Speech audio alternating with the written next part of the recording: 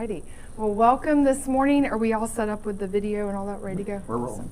Well, welcome to the presentation this morning. I did want to give you the heads up that we're recording this and I think are hoping to maybe later post it on some sort of social media. So I just wanted to give you that heads up as you ask questions or share stories, just to be mindful of where it might be shared. Listening to our bodies, polyvagal theory and the care of our whole selves. Polyvagal theory, I know it's a strange name, it will make sense by the end of the presentation, but it's a theory that I discovered while I was working at the hospital last year at Prisma Richland. And really the theory was helpful in working with trauma patients and their loved ones. If you think about when you receive really bad news, right? It doesn't just make you sad, right? That your whole body feels it, right? Like if it's really shocking news, you might shake, right? There might be tears. That when you receive news, it doesn't just flood your brain, right? It's particularly really heavy news. It floods your whole body. And so that's really where I kind of piqued my interest in polyvagal theory and began using it more. But really, the more I used the theory, I saw how it showed up in myself and those who I interacted with. And I think actually, even though I originally kind of encountered it looking in really high stress situations, it's really applicable throughout all of life. So if we're going to endeavor to listen to our bodies, we might first think about why it might be difficult to listen to our bodies. So first, we may have never been encouraged to do that before. I think if you had encouraged me to listen to my body maybe 4 or 5 years ago, I would have said, why? What is to gain from that? So we may not have been encouraged to do it before. We also are often maybe taught not to listen to our bodies, right? But rather to control our bodies. Do you want to turn that on? No, it's okay. Turn it on? We're to listen to our bodies. We're taught rather to control them, right? To not trust maybe the signals our bodies are sending us. It can be kind of confusing in that way. But also it can be hard to listen to our bodies because maybe our bodies are a source of lament. Maybe if we're not looking the way that we want them to, maybe they're not functioning in the ways that we wish that our bodies would. Certainly chronic illness and disease can have a massive impact on the ways that our bodies work and feel. And so I just wanted to acknowledge that at the beginning of the presentation. I didn't want to say, just listen to your bodies, it's all going to be great, right? That there can be kind of complications in our own personal histories and our health around that. So as Christians, I think we have a really interesting perspective on listening to our bodies because we believe in and worship a God who became human. That is important, right? Jesus being fully divine, fully human, that means something, right? That in God's plan of salvation, part of that was dwelling in a human body. And as we see in the Gospels, Jesus displayed a wide range of human emotion, right? Jesus grieved. Jesus was angry. Jesus took time away by himself. And so I think sometimes we can kind of shame ourselves or say, oh, I shouldn't feel angry or I shouldn't feel this. Well, Jesus displayed a wide range of human emotion. And so I think that should empower us and encourage us to say, like, one of the gifts and difficulties of being human is that we feel things, right? We feel deeply, and that's not a bad thing. And then lastly, looking from Paul's letter to the Romans, he writes, I appeal to you, therefore, brothers and sisters, on the basis of God's mercy, to present your bodies as a living sacrifice, holy and acceptable to God, which is your reasonable act of worship. And so when looking at that, I think of presenting your bodies as a sacrifice. The way that we care for our bodies, right, is a way in which we can worship God and honor God. Do not be conformed to this age, but be transformed by the renewing of the mind. So I read that and kind of been thinking of this mental emotional wellness and polyvagal theory. Do not be conformed to the fears of this present age, right? But be transformed by the renewing of your mind. Be transformed by the ways you care for your mind and your body so that you may discern what is the will of God, what is good and acceptable and perfect. And as I think about this passage, I think about kind of how my brain and body function when I'm not doing well, right? Maybe I'm having a really hard mental health day or just have been in a really difficult season of grief or anxiety, that it's really hard to be open to to where God is present, how God is calling me, to be open to the newness of any of that, right? Because I'm so consumed by what's happening. And that happens in life, but as we're able to care for ourselves, we're better able to name what new things God is doing around us because we just have more space, right? More capacity for that. So moving from listening to our bodies from a Christian's perspective, today we're really going to start with the nervous system. And the nervous system is comprised of various parts. You've got your brain, your brainstem, your spinal cord, nerves. And the base goal of your nervous system is to keep you alive.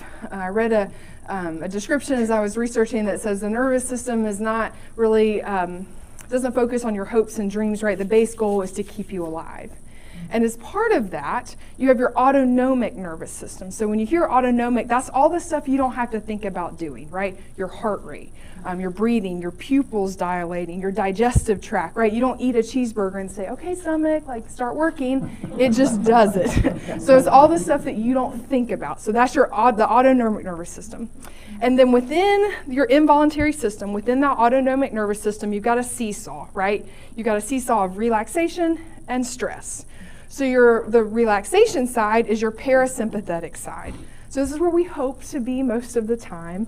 But when we're in that parasympathetic state, the relaxed state, our pupils are normal. We make saliva in our mouth. Our heart rate is slow and steady. Our breathing rate is normal. Our GI system is functioning as it should, all of that kind of stuff. But we don't always live in that place. And so as our nervous system takes in our environment around us, it will move to the sympathetic state in times of stress or excitement. And so when we're on the stress side of the seesaw, our pupils dilate, our heart rate increases, we breathe faster, our airways get bigger, our GI system kind of shuts down or slows down because that energy is moved elsewhere. Epinephrine goes around our body, right? If you think about times where you've been stressed or you had that flight or fight response, right? That's the sympathetic side. That's that side of the seesaw at work. And so again, the hope is that we primarily stay in the parasympathetic state, but as we live our lives, stuff happens and we move into the sympathetic state. So your nervous system. Because the nervous system's goal is to keep you alive, it needs to keep you safe. And because its goal is to keep you safe, as you live your life, your nervous system just denotes a little red flag in your memory every time you are unsafe. So it could be, something as big as a car accident, right? Red flag. Maybe a really bad confrontation with a coworker, red flag. Tripping over a rug, red flag. All of those things, your nervous system says, oh, we need to remember that. Oh, we weren't safe there. So it just puts a red flag. And then as you live your life, your nervous system is constantly scanning like a lighthouse saying, where are the red flags? Where are the red flags? Where are signs that I'm safe? Where are signs that I am not safe? And so as you react to things, it's often your kind of implicit memory, those red flags that have been placed by your nervous system to say, hey, we need to remember that. We weren't safe there. And what's really important to note about that is the placing of these red flags, the reactions to these red flags, it is based so much on feeling rather than fact, okay? So I'll share an example. The first part of January, I've shared a little bit about this, but my dog was attacked at the dog park. She is fine, we're good. But understandably, when I was there alone with her when it happened, it was traumatic, right? It was scary. So my body put a big old red flag on the dog park. And as I drove, in the weeks following it, as I drove past the dog park, I wouldn't even go directly by it, but just the street that leads to it, I would pass on my route to our preschool. And even as I passed it, my body would start to tense up because it remembers what happened there.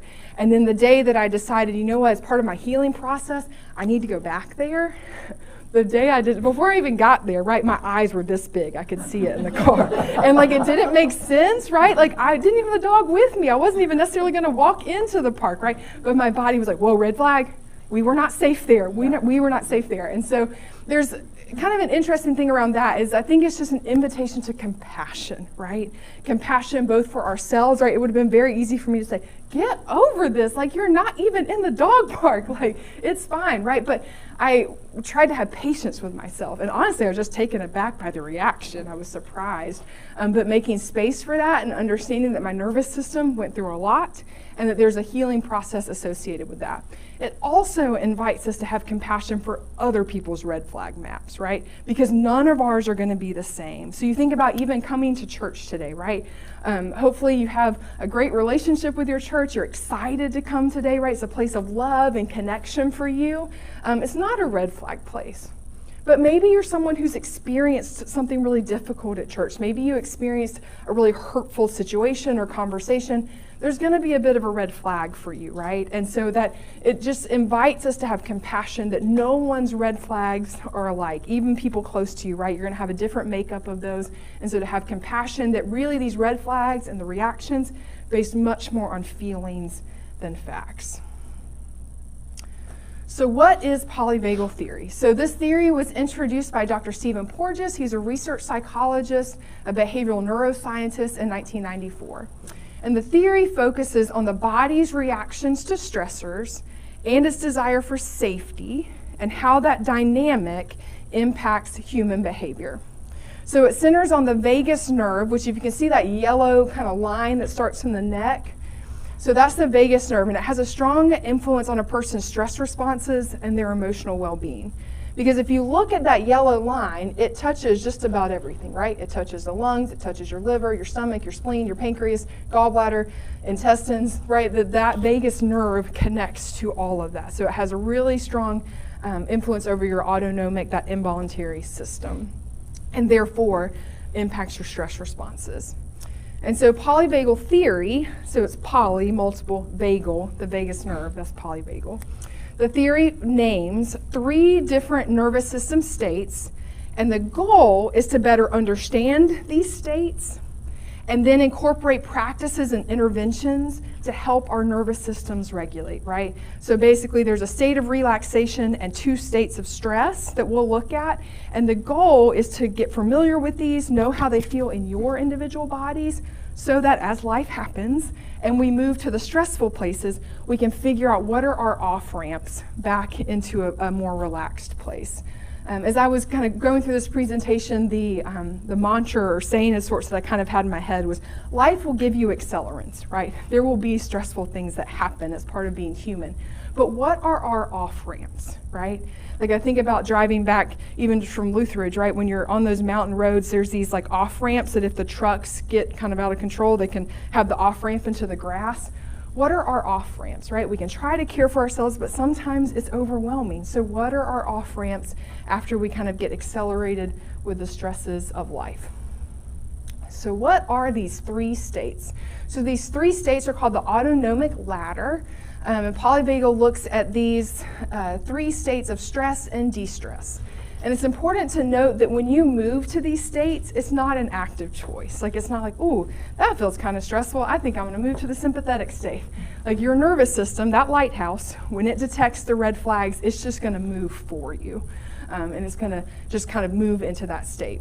So ventral vagal state, this is our safe and connected state. We feel relaxed and engaged. Your sympathetic state, so that is kind of fight or flight.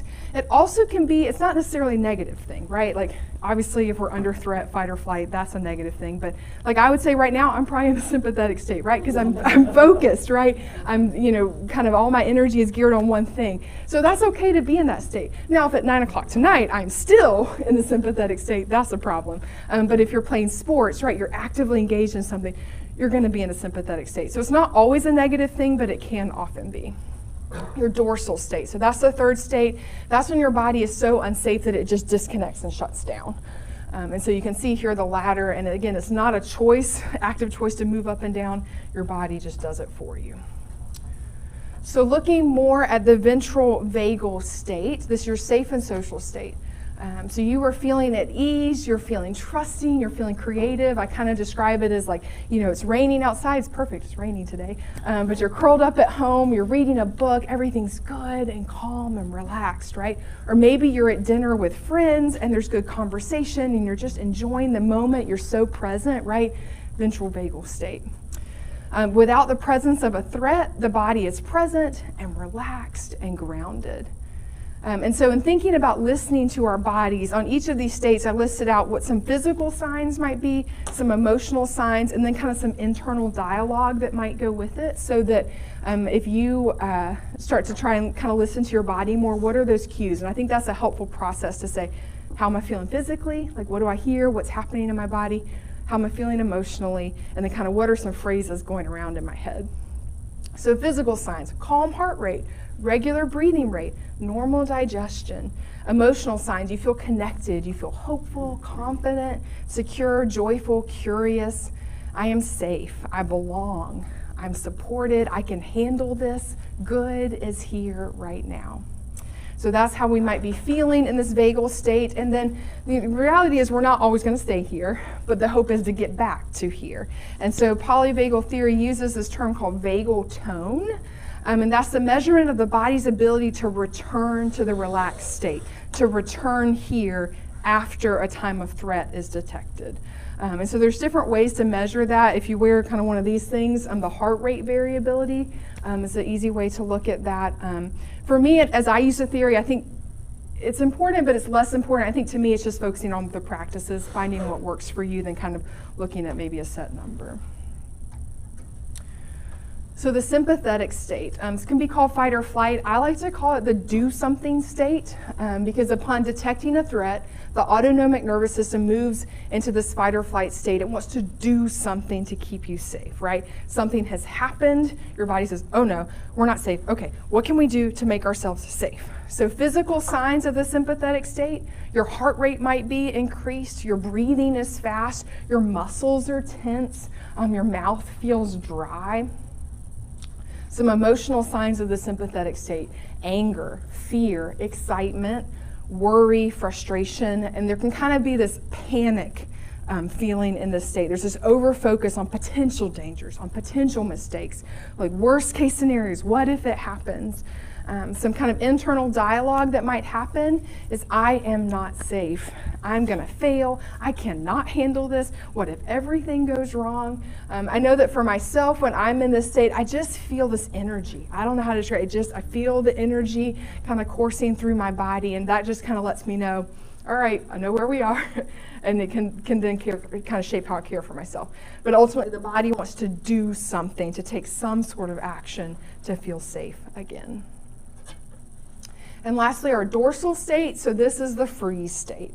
The body has detected a threat and has said, I can't do anything. There's nothing I can do to keep myself safe. So what I'm going to do is I'm just going to retreat. I'm just going to shut down. I'm going to freeze. So the threat is so great that your nervous system has decided there's no way it can conquer it. We're just going to shut down and we're going to hide. So emotional signs of the dorsal state: a feeling of numbness, an inability to feel any emotion, kind of maybe that feeling of burned out. You just can't name a feeling.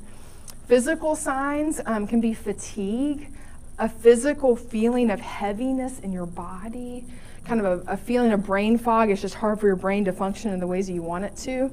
I am overwhelmed. Everything is too hard. I'm all alone. I can't feel anything. I know for myself, when I'm in this state, it's usually a clue when I say, I just want to crawl into a cave. When that phrase kind of crosses my brain, I'm like, okay, we might be in this place. And so it helps me understand how I might care for myself. So these are the three states. I wanted to ask first, are there any questions before we move into kind of interventions for those? Okay. I know some people came in late and alluded to this earlier. The sympathetic state, just because sympathy can mean different things in different contexts. Yeah. So, we're not talking about like sympathy in terms of having sympathy for somebody. Yeah. That's sort of a technical term for this state. So there's some overlap there. But just I remember that being a confusing thing for some folks. Yeah, it sounds strange, right? And the interesting thing is sometimes the vagus nerve, that nerve we talked about that's connected to so much, it could sometimes be called the compassion nerve, because when you are in that relaxed state, when you're in that ventral vagal place, you have a much easier time displaying empathy and compassion because you're feeling secure yourself, and so you can offer that to other people. When we're in these other states, it's not impossible, but it certainly can be a bit more challenging. So if we're in the sympathetic state, the do something state, what I like to think about in terms of caring for ourselves in this state is what action, what can I do that's going to help me feel safe again? A big one is exercise, as annoying as that can be sometimes, right? But it works. So I found that like when I would do night shifts as a chaplain, as I would come home and I would like clean for 2 hours, right? It'd be my best cleaning time. And I thought, that's movement, that's going to do it. No, I still had the energy. But if I could spend 20 minutes dedicated, some sort of exercise to get my heart rate up, that really was the way to just kind of get out that energy, reset myself, move to where I could relax. It could also be that deep breathing. One of the first things I read about polyvagal theory was to pay attention to your breathing. So like even right now, when you're breathing, does your shoulders move more or does your belly move more? Because when we're breathing into our belly, that's a much more relaxed place. But we often just kind of keep our breaths up here. And so that's a kind of way, if you're kind of feeling all of this energy and you're really stressed, to just take time to really deeply breathe. You can do box breathing. There's different techniques, but really taking time to slow down, take those deep breaths in your belly can really be a life-giving practice. Social connection, so venting to a friend, to connect with someone, especially if you are in this activated place of stress. If you could be with someone, spend time with someone who is not. If they are in a place of calm, that can help. It's called co-regulation, but it can help bring you back to a calmer place. Cold exposure, so if you see the influencers doing cold plunges, there is some science behind that, but it could be just even putting ice in a bowl of water and putting your face into it. If you're bold, you can do a whole cold shower, but it's just kind of a nervous system reset for you to say, okay, like we're in a different place, we can calm down. It's just kind of a way to help yourself do that. Playing with your pet can be a way to do that. And then lastly, I think one of the things that can really make us feel helpless or powerless or fearful is things going on in our broader world, right, that can concern us. And it can kind of say, okay, well what can I do? So finding some way, whether it's contacting your officials, raising awareness, finding what is your lane to do something in that way can really help alleviate that helpless feeling, right? Can promote feelings of well-being because you're saying, I want to do something to keep myself safe. And so you're doing something can really have even the small actions can have a really big impact on your well-being. So if we find ourselves in the dorsal state, the question I like to ask there is, how can I gently care for myself? Whereas in the sympathetic, the do something state, you kind of have this energy, you want to do something.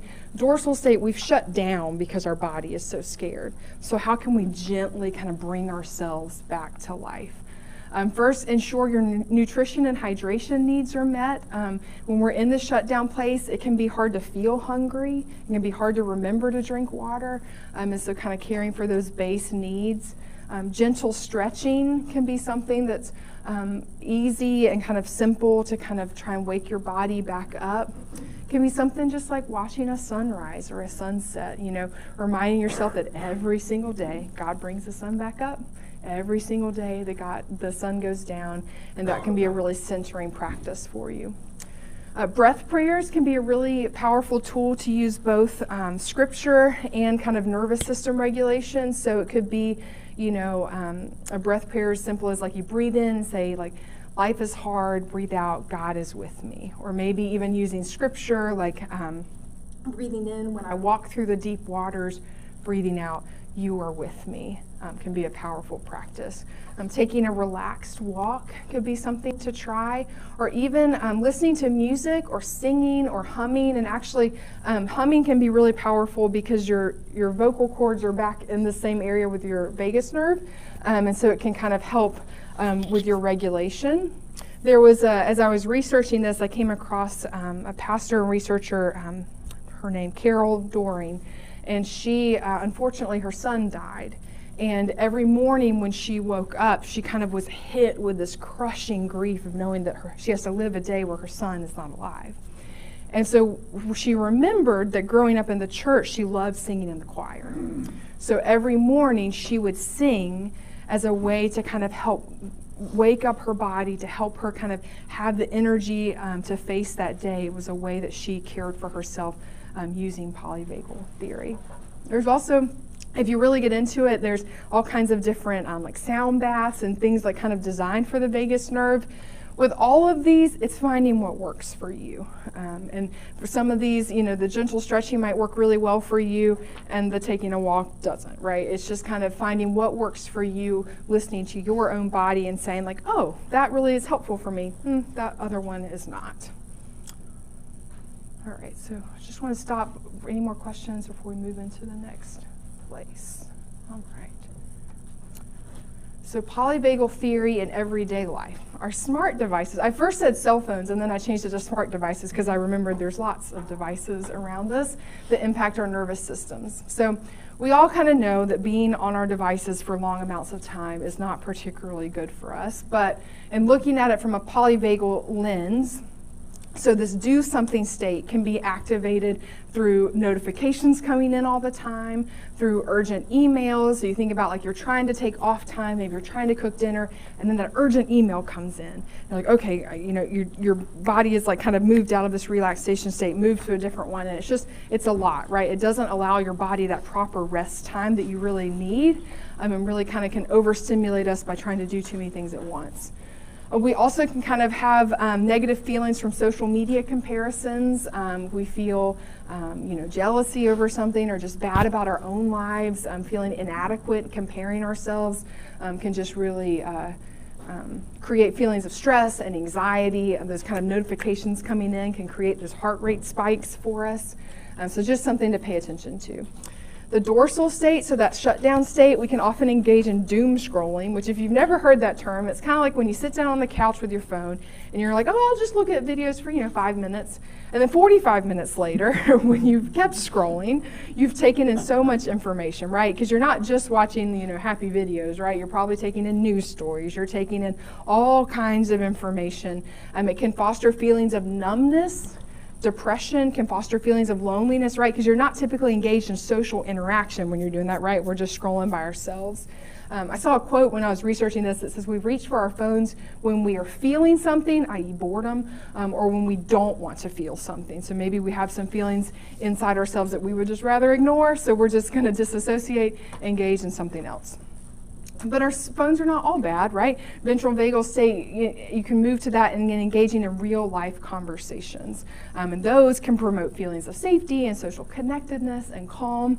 And I just invite you, as you think about the way that you use your devices, what state might you be leaning into the most? And if there are kind of boundaries you want to put for yourself around how you use your devices, to think about like the impact on you and on your nervous system is real.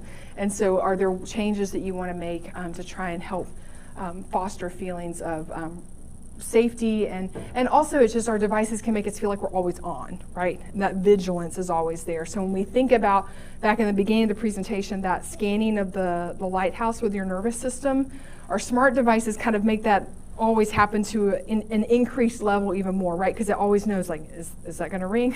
Is it going to come in? So it just heightens our state. So the news media and the nervous system. This can be a difficult one just because if you think about the news stories that we often take in, many are not positive. And so really having the news on having it on a great deal of the time can lead to chronic stress. Then also hearing negative story after negative story, it can kind of reduce our resilience, right? Our ability to say it's going to be okay. That can be hard when we are having this big influx of stories. And I think about, no matter what news station you're watching, right, as they produce those stories, it's to convey information, but it's also to make you feel something, right? And they're good at it. And so your nervous system is going to take in that information. And thinking about, too, I think something that is important both with our just watching the news in general, but also the ways on our devices, is just the ways that these really violent videos can be spread so quickly. And what's important to note about that is your brain really struggles when you're watching a violent video of someone being shot or something from the news. When you're watching that, your brain has a hard time deciphering, like, yes, there's physical danger there, but I'm somehow not in direct physical danger. Like your brain has a hard time processing that. And so constantly consuming the traumatic news, it just kind of keeps your body in a vigilant state of alert. If you can think about maybe a day that you were watching really heavy news stories and you just kind of felt different in your body, you felt stressed, right? The impact is real. I was sharing about this with my mom, and she was saying, she's like, I remember after 9/11, she said, for like a year after that, every time kind of the breaking news sound, every time that sound happened, she said, I just froze. And it's because, right, that's a big red flag in her brain, right? Having witnessed that day, having taken all of that in, every time that noise came back, it brought her body back to that state. Even though, like, factually, right, thankfully we have not had that every day, but the feeling is there. And so to think about how can you care for yourself in the midst of that? Can you limit your news intake?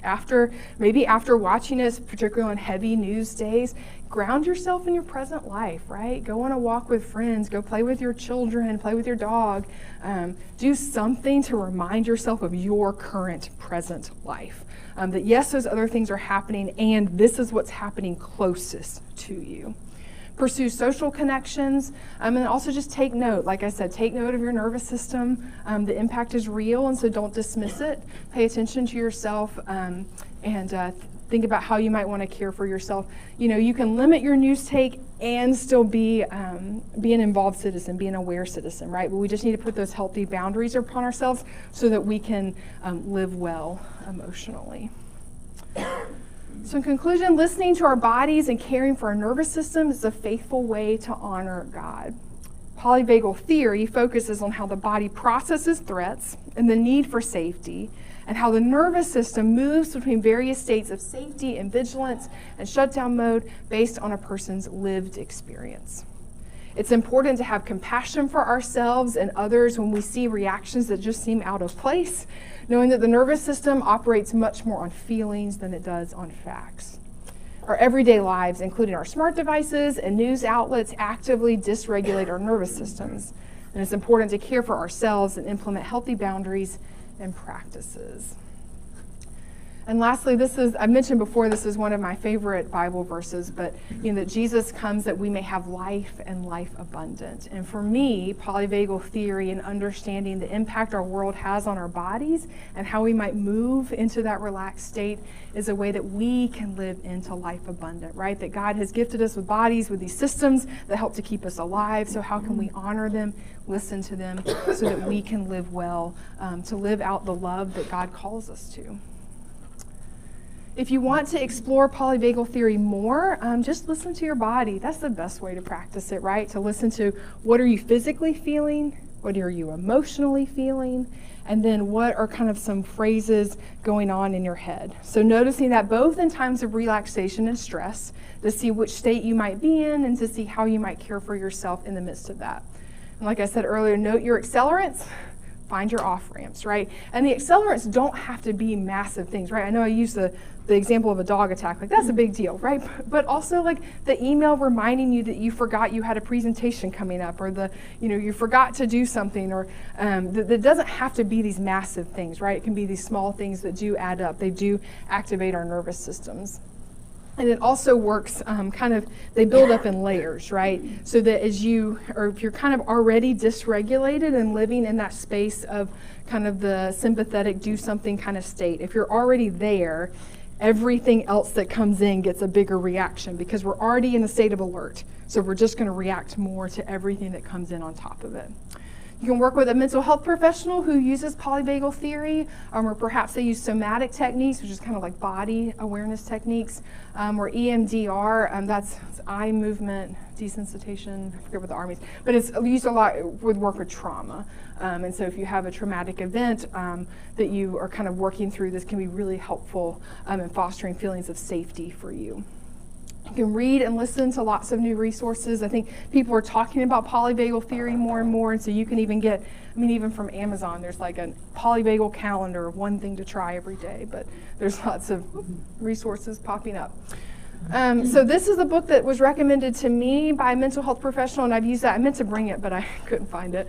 But this is the one I've used a lot. I know. I had to buy it on Kindle because I couldn't find the physical copy. But anyways, it's really great. And so this has been helpful. These other two, I want to be clear, I have not yet read them, but they seem really great, and I'd like to read them. They're both given forwards by Dr. Stephen Porges, who came up with polyvagal theory. There's polyvagal theory in the developing child. And then Deb Dana has done a lot of work in this space. This is called Anchored, How to Befriend Your Nervous System Using Polyvagal Theory. So then those are sources. So thank you so much for having me.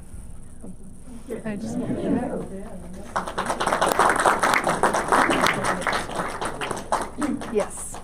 Another thing that's super helpful is cathartic journaling. Yes, like where you allow yourself to say all the bad words you want to say and all the evil things and just like let all of that go out. Yes. Because we spend so much time subconsciously suppressing our feelings, which then cause us physical ailments. Yes. So just allowing yourself. And what I do is I buy the like 39-cent just notebooks and I write horizontally. Yes. Then I write Yes. the other way, then I do it again. So like nobody could ever read it, and then I burn it when the journal's full. And like I can show you photos of me burning it because that feels good too. But where you like you're not, it's not this. Today I had lunch with Teresa. It was so good to see her.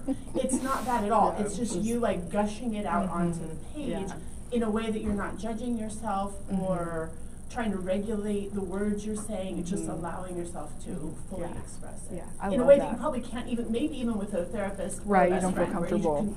You don't have to, like, oh my gosh, how do I sound when I'm saying this?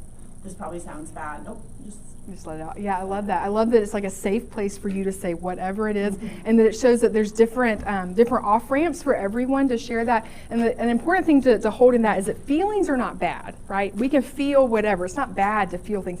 Where we're responsible for is our actions, right? And so finding that place to just let it all out in the journal that no one is ever going to see, right? We're eventually going to burn it. It allows us to just release that because we carry so much within ourselves. I think that's one of my learnings with polyvagal theories. We carry so much. And so what are those places to just let it out so that we can live freely and live well? Yeah, thank you for sharing that. I'll just add with the cold water, because this is something that somebody told me months ago, because sometimes you're not in a place where you can take a cold shower, or if you're like me and you have a full face of makeup, you don't even want to like splash your whole face in cold water, but sticking your hands just under really cold running water, and that's something you can do almost anywhere, even if you're out in public, whatever, you can just go to a restroom and turn the water on really low and stick your hands in, and it's still the same like shock to your body and your nervous system that kind of gets you out of like a spiraling state. But I love that. That was helpful for me. It's you can't always just be like, hold on, let me go take a quick cold shower. But give me 30 minutes, right? Yeah, but and I love too the accessibility of that, right? Because we don't know, right? Our red flag maps are all different, and so if we're really struggling, but we're out to dinner with a friend or whatever it is, right? That's a really accessible way for us to care for ourselves. Yeah. So starting, I'm retired for quite a while, but starting the day with Bible study is a big help. Yeah. Centering yourself, that's really beautiful. But I'm also a fairly calm person. That's good. So I don't get excited easily. I think one good way for people to get calm and relaxed is to do grounding, where you have bare feet on the ground and sit, and you can get the good energy from the earth, or forest bathing, where you walk through the forest and stuff like that. Enjoying God's creation. Yeah, those are powerful. And I think one of the helpful things with polyvagal theory is noticing what's happening in ourselves so that we know to do those things. Because I think, especially for myself, like as you just kind of get stressed and you're caught in kind of the hamster wheel, you just keep going and going and going. And so there's those times to check in and say, oh, like I would really benefit from walking around outside. Like I think the phrase, touch grass or something. But to do those things to center yourself and to calm down. Yeah. So that hopefully we don't get to those feelings of burnout and shut down. Well, if anyone has further questions or stories, I'm always happy to talk about this. It's exciting for me to learn about, so thank you for listening today. Thank you. The flyers for the Anxious Generation book study that the Sin is doing, they're here It does, I realize it doesn't they didn't actually put the link on it, but so if you're interested in possibly, it's just a Zoom Bible study, and they're gonna offer it, it's on Tuesdays, it's offered midday, and then again in the evening, like roughly, so you could, be on either time or move back and forth. But if you're interested, you can put a name and an email address, then we'll track down the link and make sure you get the link. And so it's Tuesdays, February 24th, March 3rd, 10, and 17. And so is this what was mentioned either in the journal or somewhere? I saw something that was available. I called and found out that if you pay every 3 months to get this, I don't know if that's something different or the same. What you're talking about is free, right, Pastor? Yeah, I'm not sure what that might have been. Yeah. It was in the journal or somewhere, I don't remember.